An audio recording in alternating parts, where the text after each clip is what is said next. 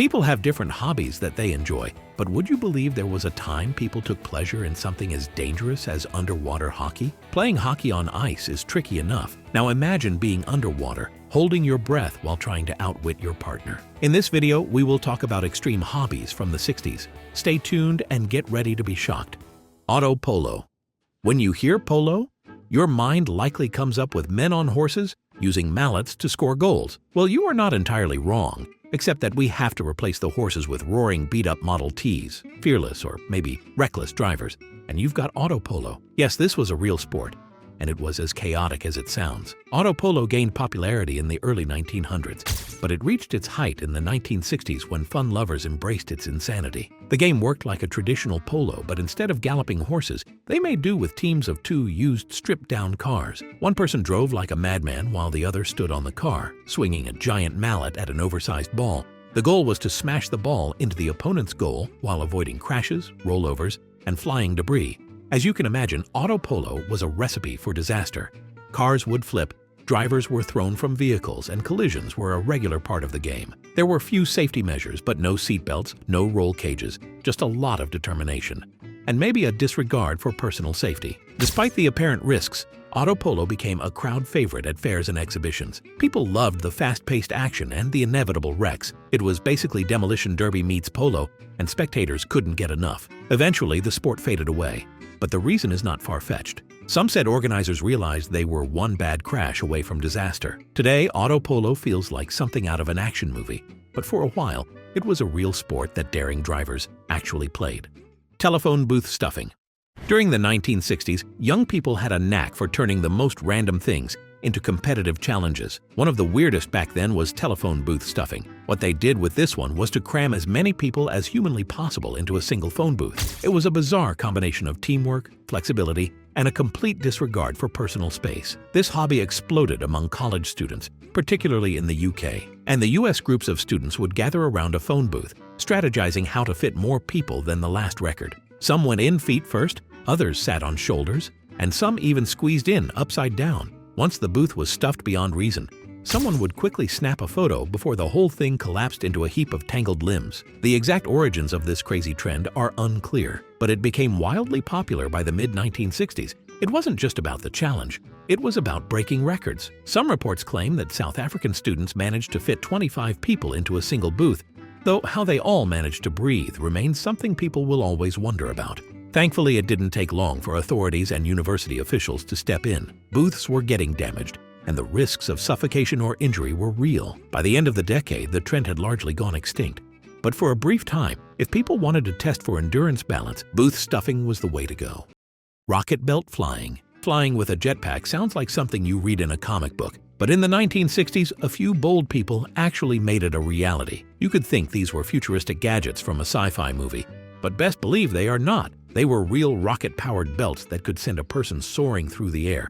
It was developed for potential military use as the Bell rocket belt was the first of its kind, capable of lifting a person to 30 feet in the air and flying at speeds of up to 10 miles per hour. The catch, then, was that it only had about 20 seconds of fuel. That meant every flight had to be perfectly timed, or the pilot would come crashing down hard. Despite the dangers, stunt performers were eager to take flight. Some even performed live demonstrations, wowing crowds by zooming over fields, stages, and even stadiums. One of the most famous moments came in 1965 when a pilot flew a rocket belt at the Super Bowl to prove that the dream of personal flight wasn't just fantasy. However, for all its excitement, rocket belt flying never went past extreme hobby. The fuel was highly flammable, the equipment was incredibly expensive, and every flight was a serious risk to life and limb. One wrong move and the pilot could lose control, smash into the ground, or even explode mid-air. Trapeze diving. Another almost unbelievable hobby that people took up in the 1960s was trapeze diving. Needless to say, it was one of the most daring and borderline reckless hobbies of the 1960s. Instead of a traditional diving board, risk-takers launched themselves from a swinging trapeze, soaring through the air before plunging into a lake or pool below. It was, for the most part, a circus act, but then people's interest got piqued, and it soon became an extreme sport that they indulged in to defy gravity. The idea was simple enough, at least for the daredevils who feared nothing. They would grab onto a trapeze bar, swing out over the water, and let go at just the right moment. Some participants kept it simple, enjoying the sensation of free fall, while others pushed the limits with flips, spins, and mid-air contortions before making their splashy landings. The more daring the stunt, the bigger the reaction from the crowd. But as exciting as it was, trapeze diving had its risks. If someone miscalculated their release, they could end up belly flopping from an uncomfortable height or landing at an awkward angle, leaving them winded or worse. Unlike professional divers who train for precision, most trapeze divers were amateurs relying on instinct, guts, and a bit of luck. Surfing on car roofs. Back in the 1960s, safety rules were more of a suggestion than a requirement, and some teenagers took that freedom to dangerous extremes. One of the wildest and, let's say, dumbest trends to emerge was car surfing. Instead of riding waves on a surfboard, pleasure seekers climbed onto the roofs of moving cars, balancing as much as possible while their friends drove at risky speeds. It started as a way to impress friends or prove who had the most gut, but it quickly became a dangerous hobby. The idea was to stay on top of the car for as long as possible, often while the driver made sharp turns or sudden stops to test the rider's balance. Some even attempted tricks, mimicking actual surfers with stances and arm movements. Predictably, it didn't always end well. Many car surfers lost their footing and tumbled onto the pavement, leading to serious injuries or worse. Without seatbelts or helmets, a bad fall could be deadly. As accidents increased, authorities cracked down, warning teens about the dangers of this reckless stunt. Despite the risks, car surfing didn't completely disappear after the 1960s. It resurfaced in later decades, especially with the rise of movies and music videos glorifying extreme stunts. Human dartboards.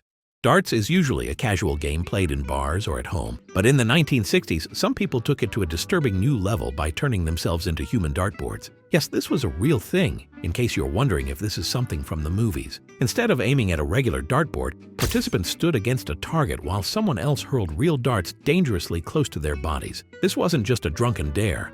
Some people actually treated it as an extreme sport. The general goal was for the thrower to have precise aim, landing darts as close to the target as possible without actually hitting their friend. Some performers in traveling circuses or underground thrill shows even made careers out of it. Yes, all they needed to do was stand still while knives, darts, and other sharp objects whizzed past their heads. Of course, not everyone had a perfect aim. As expected, accidents happened.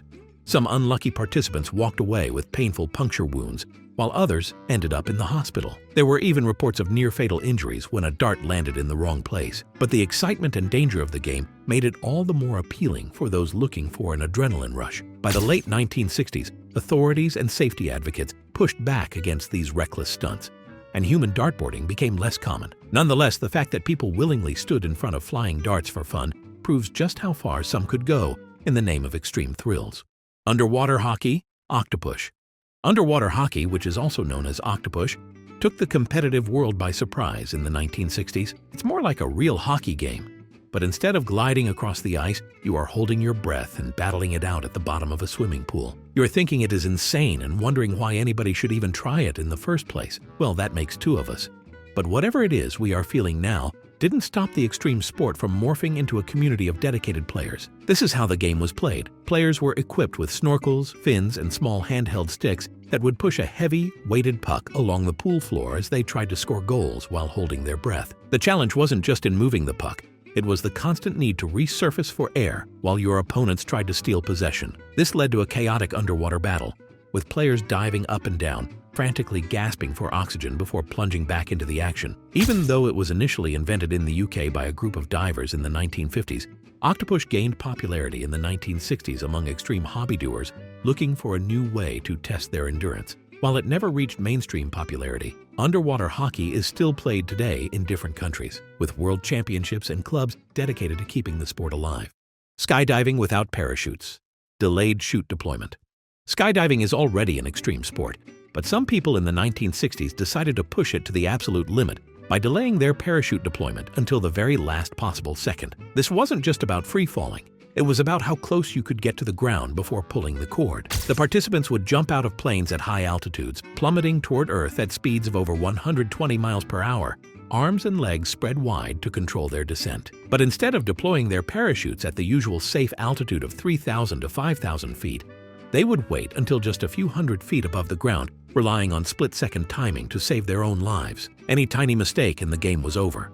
The risk was unbelievable, but for these skydivers, the adrenaline rush of pushing the limits of human reaction time was worth it. The practice became so intense that skydiving organizations eventually set strict altitude rules to prevent fatal accidents. Despite the dangers, modern skydivers still experiment with delayed deployments, though not to the extreme levels of the 1960s. Today's professionals use advanced gear, precise altimeters, and backup systems, but the spirit of those early weirdos still lives on. Firewalking competitions. No matter how hard-hearted you are, walking barefoot over a bed of scorching hot coals is not something you wake up and crave. In fact, it could sound like something out of an ancient ritual, but in the 1960s, it became a full-blown competitive hobby. While firewalking had existed for centuries in spiritual and cultural ceremonies, adrenaline junkies in the 60s turned it into something else entirely. Instead of performing the practice for meditation or personal growth, firewalking competitions became about speed, distance, and proving who had the toughest feet. Some challengers aimed to walk across the longest stretch of burning embers, while others tried to outlast their competitors by standing on the coals for as long as possible. Yes, you heard that correctly. People willingly stood still on scorching hot embers just to prove they could take the heat. At first, these competitions were informal, often happening at backyard gatherings or underground clubs, but soon words began to spread, and some events became public spectacles, with crowds gathering to watch fearless participants test their limits.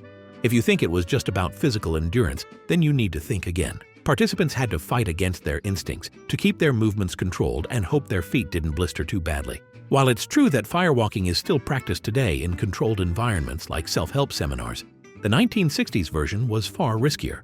Without modern safety measures, many competitors walked away with more than just bragging rights. They literally barbecued their soles and toes in the name of some meaningless trophies. Lava walking. Firewalking, it is almost like the firewalking practice that I mentioned earlier, only this time, they walk on actual lava, which is way far more extreme. The idea was simple and no doubt reckless. Participants in these hobbies would step onto rapidly cooling lava and hope the crust held, but guess what? It usually didn't. The science behind it was misunderstood by those attempting it. Lava cools from the outside in, meaning it forms a thin crust while remaining blisteringly hot underneath. If a person stepped on it at the right moment, it might hold for a second or two, but then it could crack, exposing the molten rock beneath. The result was mostly severe burns, melted shoes, and instant regret. This extreme stunt was mostly attempted in Hawaii, where active volcanic activity made it possible. Stories circulated of locals and tourists alike trying their luck, some making quick, lucky dashes while others ended up with horrific injuries. In fact, the heat alone, which is over 1,300 degrees Fahrenheit, was enough to char skin instantly. Unsurprisingly, lava walking never caught on to become a popular hobby. It was simply too dangerous, and those who tried it quickly learned why. Now, those are the extreme hobbies that were a thing in the 1960s. Which of these would you try today? Let me know in the comments. If you enjoyed this video, do well to like, share, and subscribe to this channel.